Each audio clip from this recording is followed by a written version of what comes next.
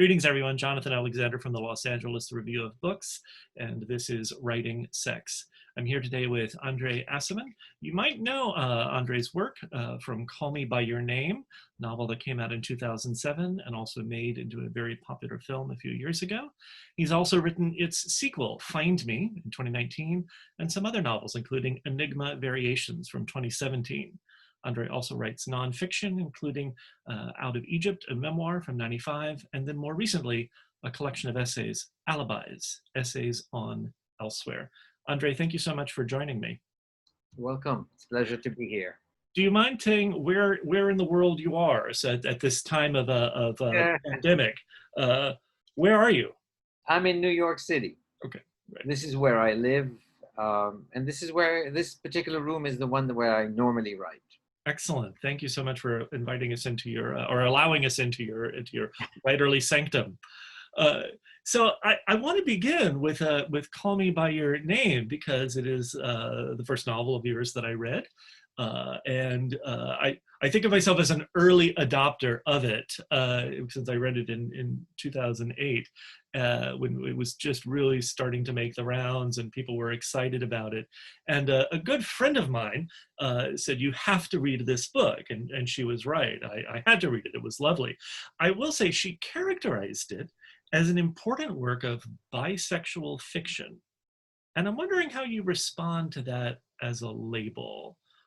And for those of you who don't know what Call Me By Your Name is about, it's about a young man who has a relationship with a slightly older man, and how things fall out from there. But it is not a book that, it's not your typical, I would even call it a gay coming out story. No, it's not. Yeah. What it is, it's a story about a younger man who has a girlfriend and another slightly older man, as you said, who is eventually, as it surprises everybody, is going to settle down with a woman. Meanwhile, they're both having relations with girls. So it happens also that they're very attracted to each other. And what I liked about that particular story is that there is a sense of difficulty, especially for the younger person, Elio, who has, I don't think he's had a gay relationship before. And so this is kind of new for him.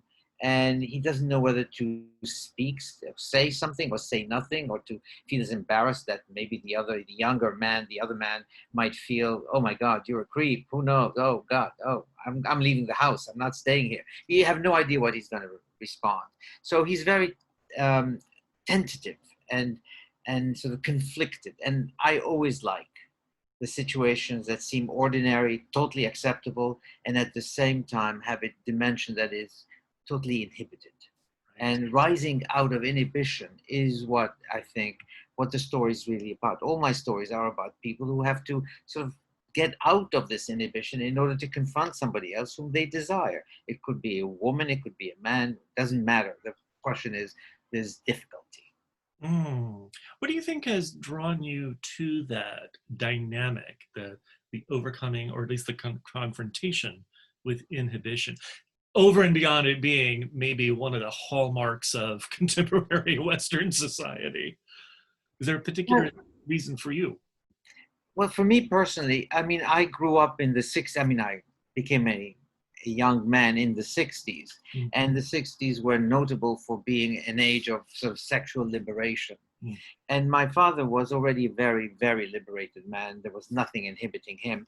And he used to make fun to me about all these new sort of liberationists who basically, for him, they were children. They were just, there was nothing to be ashamed of. So why are they proclaiming so much or protesting too much? Yeah. And so I grew up with that mentality that actually what people are fighting, I've already conquered. I've never had that problem. But on the other hand, I am a very, very shy person. I have always been extremely shy. And it is rising out of above my shyness that has always been a problem for me. So here I am speaking to you, feeling totally sort of unconstricted, and yet at the same time, I'm the person who will blush in a second.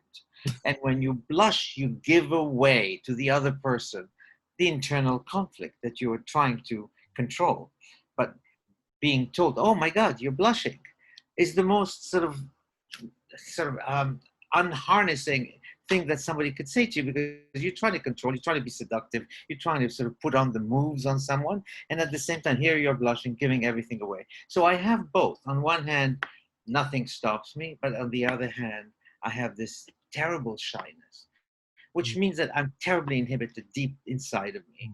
And it sort of manifests itself in all manner of ways. Sometimes I have no words to say to someone whom I desire so much because I don't know what to say. blushing, it's such an incredible phenomenon. It does feel like a betrayal of the body in Yes, some ways. Yeah. yeah, totally, totally. I mean, you can be betrayed in other ways by your body. That's okay, normal. But to be betrayed by blushing means that you are really not that comfortable saying those things, are you, Mm, Andre? And yeah. suddenly I feel, oh my God, I don't know what to do. Those disconnects are fascinating. I really appreciate you talking about that, because I do think a lot of your fiction, you talk about inhibition. I also think of that your fiction is about those disconnects, Yeah. when the body is maybe doing things and sending signals and pushing people towards kinds of encounters that rationally they may not think they're ready for or even wanted to begin with. So, Oh, that's a different one altogether. That's even more complicated, yeah, because half the time we think, oh yeah, I'd like to go to bed with so and so, yeah, and then we say, well, maybe I don't really want to. I thought I did, but I don't uh-huh, want to, yeah. and maybe I do, but I don't know that I really do, and you don't know. Suddenly, you feel this kind of sense of powerlessness, and it. I think a lot of people are far, far more inhibited than they claim to be. Yeah. Could we say, to riff on one of your titles, that's just part of the enigmatic variations of sexual encounter? Oh yeah, yeah. No, I totally. I think that we are fundamentally, and I have to say, let me preface this by saying that I'm extremely flattered when readers say to me, you've captured me, you've captured my identity, you've told me what I go through, and what I say to them is basically, you're inhibited, you have difficulties that you never thought you had, you think you that's we all think that sex is normal. Oh yeah, yeah, yeah, sex is totally normal. Actually, we don't, Mhm. but we would like to believe that it is. And we have far more difficulty, and I'm not saying that we're puritanical or Calvinists, but at the same time there's something deep inside that feels that sometimes we like chastity. Mhm. Mhm. And this is something that comes totally against, the sexual revolution. Chastity, what are you joking? Yeah, sometimes we don't want to go to bed with someone right away. We want to wait. Maybe we want to wait a bit too much. That's another issue. Anyway, No, it's just wonderful. So, and I think Call Me by Your Name as a novel just brilliantly shows us that dance between two people who are yeah, experiencing an attraction and then trying to figure out how do they tell the story of that attraction, not just to themselves, but to each other, but really more fundamentally to themselves. What is the story of this attraction to me? In contrast, Find Me, which I loved, seems like a celebration of the sexual in a lot of ways. And I'd love to hear you talk a little bit about it, because it follows the young man and his father as they're both having sexual encounters with folks a little bit later in their lives. And you write beautifully about a variety of different kinds of, you know, homosexual, heterosexual. I hate these labels, but there are many yeah. different permutations, many different varieties of love described here. Although I would say tonally, Find Me seems like a very celebratory book. People relaxing into their bodies and enjoying themselves. Is that a fair characterization? I think so. I think it's very fair because you have people who, some of them are old enough to begin thinking, maybe I'm never going to have another romance in my life. Right, right. And I know people who are in their 20s says, I don't think I'm ever going to have sex again. I don't know what's wrong with me. There are basically, it's something that haunts us throughout our whole lives. Yeah. Um, and it's amazing. It happens to everybody at every age. But I'm more interested in people who are in their, say, early, middle 50s, and they've just gotten divorced. That's Elio's father's case. And he meets this woman on the train. He's absolutely not going to have any intention of doing anything. It's like, he's a professor. He's not going to deal with this. This is not going to happen. She, on the other hand, is totally convinced that it has to happen. You don't know for how long. You don't know if she's totally serious or she just wants to have this experience once. But he plays along, and there's a sense of, wow, this is amazing. Come live with me. I don't care what the conditions are. Just come live with me. Let's do this. And I love this sudden sort of efflorescence of joy that fills one when you suddenly say, I'm not going to die yet. I'm not that old. I'm still going to have this one last go. We don't know. And he has a son with her. Yeah. You know, I have to admit, it's a wonderful story, and I so appreciate those stories, such as Find Me, that are being authored right now, that are about love a little bit later in life. And this, in my mind, this links back with what you were saying about chastity. I am a married man. I completely satisfied by my relationship, and yet I thrilled to the idea that in one's 50s, there are these possibilities. There are these moments, and for me, that will, you know, I'm not looking for another moment, but still, there's something animating, life affirming, and Yeah. joyous about that. It's absolutely wonderful. It's a wonderful feeling when you say, yes, just the fact that you experience desire for someone else, Yeah, definitely. knowing that nothing is ever going to happen, that you won't even allow it to happen. That's But right. the fact that there is this sense of possibility is enthralling and totally thrilling. Yeah. And it doesn't ask you to go anywhere with it. You know you're not going to. This is not the thing. But it's wonderful to feel. And it's wonderful to see it in someone else too, because that's also gratifying. Absolutely. So maybe a tough question: how will the pandemic change this for people, and maybe change how we write about it? I don't know. It's too soon. And I'm the kind of person who doesn't like things in the here and now because I don't understand the here and now. I was just speaking with somebody today, in fact. We were walking in Central Park and having this conversation. And I was telling her, I don't know what awaits us. How will we change? I know for a fact that there is, somebody just told me this, that there is a orgies that occur online on Zoom, the very medium we're using right now, basically having orgies, which is, I say, what happens in an orgy when you're on Zoom? I have no idea. I don't want to know. But at the same time, it seems to me that a lot of people feel so totally isolated from one another, especially if they happen to live in different cities and they still have a romance. What do they do? And what do you do? I mean, sexually, what can you do as if you can't even touch another person? So that will change. In fact, it will become extremely difficult to write about an encounter between two individuals and not in some way keep in mind that coronavirus exists. In other words, it's like writing about a relationship today without telephones or without, computers or, iPhones, whatever. It just, what are you talking about? People won't be texting. It doesn't make sense. People won't be touching right away. They will be hesitant. They will be reluctant. You know, we joke in our friendship circles about how when we do get together with people in socially distanced ways, we're always curious, whom have you been with recently?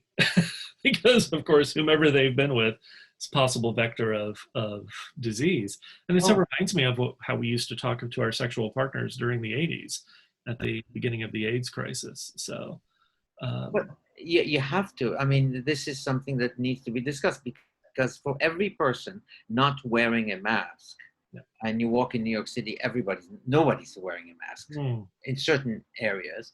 If they're not wearing a mask and there's three people together, it means that each one has conceivably been exposed to, let's say, 5 other people. Suddenly you have a sort of a factor of 15, and those 15 have met with 3 other people each, and suddenly it explodes. So yes, it haunts you, and then you say, how am I going to have sex with this person? I don't know who they've been with. I don't even know if they drank from the same fountain as somebody else. that's right. Yeah, the fiction that will come out of this, I'm sure, will be the nonfiction that comes out of this will be That fascinating. would be an easy thing. So one final question: who is writing today that you would recommend as someone who is really writing powerfully about sex, sexuality, Who can you I recommend? don't know. I mean, as you probably know, I don't read much. I really don't read much because I'm writing all the time, so it's very difficult to read. I remember the person I read initially who wrote about sex, and I used to love it, was, I mean, there were two books. One was Henry Miller, for Uh, example. That's what everybody was reading when I was a teenager. Henry Miller, and you didn't buy the book because you didn't want your parents to know that you had that book. right. So you would read it in the bookstore. Then there was also, I also discovered that the really thing that got me extremely excited was Kraft Ebing, which by today's standards, it's about 150 years old. But basically, they wrote punctiliously about sexual situations from a medical point of view. They didn't want to even tantalize you, but precisely because they didn't want to, they did. In other words, it felt completely normal, at the other hand, to read about all kinds of forms of sort of inappropriate sexualities. And I love that. I mean, the man who's attracted to dogs. I mean, who would think that? But suddenly you read about this, and the man who's basically likes to watch this woman undress across the windows, and how it affects him. These were very, very erotic. I completely agree. I remember as a very young man going off to college in the Deep South, feeling very inhibited myself, and then finding Kraft Ebing, Helen Oh, Ellis, and the other early yes. sexologists, and thinking this is the mother lode of. It was better than porn. It worked better than porn because it had this sort of very straightforward way. It allegedly didn't tantalize you, but it did precisely because it was so matter of fact. There's a Oh, way. this is what people do together. Yeah. I Yeah. see. That sort of. Which I think of kind of a lot of contemporary, really much of the writing of the 20th and 21st centuries about sexuality is kind of under the sign of sexology in some I ways. think. These were the people who really first gave us a discourse for talking about sex and sexuality in ways that hadn't really been talked about before. So, Andre, thank you so much for chatting with me. I really appreciate it. Please stay safe. You too. Thank you again. Take care.